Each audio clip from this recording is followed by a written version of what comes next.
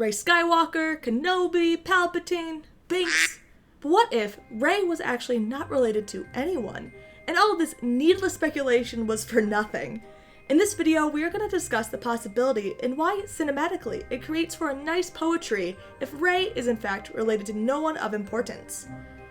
It's no secret that my preferred backstory for Rey is her being a Kenobi, but while we can find a lot of hints for that, they are slowly filling in Obi-Wan's timeline on Tatooine in the show and comics to make it seem more and more likely that his time on Tatooine may not be as mysterious as we thought.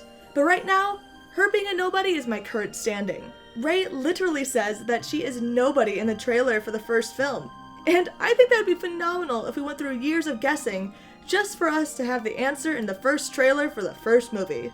But let's fill out this theory and why it does make sense and yet doesn't for our heroine. We are learning slowly but surely, thanks to the Aftermath books, that Jakku has a very rich history. It used to be a lively planet before the Sith ran it dry, and it actually is heavily important in the history of the Empire. We know that Palpatine has a particular interest in it due to its Sith ties, and has a lot of troops nearby.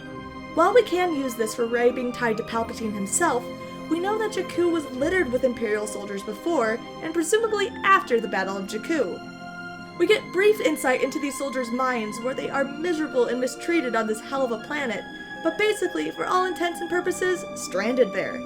And after the Empire is destroyed for good, there's really no chance for them to leave. We know that children were being kidnapped from Jakku to join the Imperial ranks, and that the Empire and the seedlings for the First Order were desperate for children to groom into soldiers and loyalists. While many people assume that Rey was born elsewhere and dropped off on Jakku, what if Rey was born there? We were told to be careful about saying Rey was left on Jakku, and a more appropriate word is to say abandoned. So, honestly, this is starting to make more and more sense to me, especially if her nobody roots are true. So even if she is a nobody, I still think she has Imperial ties. That she is the daughter of Imperial soldiers that have found themselves stranded on Jakku after the Empire's fall. And we go on to explain that her parents are just selfish people who traded Rey to Unkar Plutt as a worker in exchange for a ship to leave. There's a little more support for this, aside from the aforementioned little hints around the way, but this is why I think this theory could really benefit this story. Plus, in Rey's chapter in Before the Awakening, she finds a ship she wants to sell to Unkar Plutt in exchange for food. But she meets some friends along the way who suggest just leaving the planet with it. But Rey still feels like she can't leave. In the end, her friends betray her and steal the ship to leave.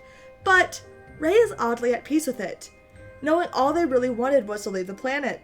As if something like this could have happened before.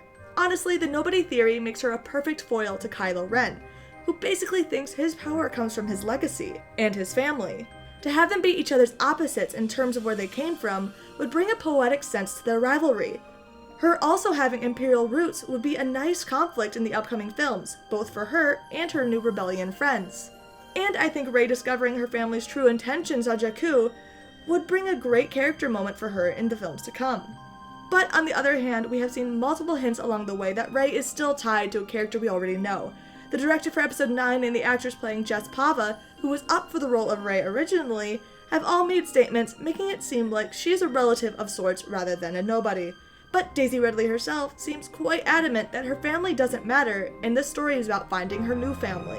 While we won't know for sure until the movie airs, I think the nobody theory brings the nicest poetry to the story without raising too many questions. Let me know what you guys think in the comments below. Thanks always for watching. Bye!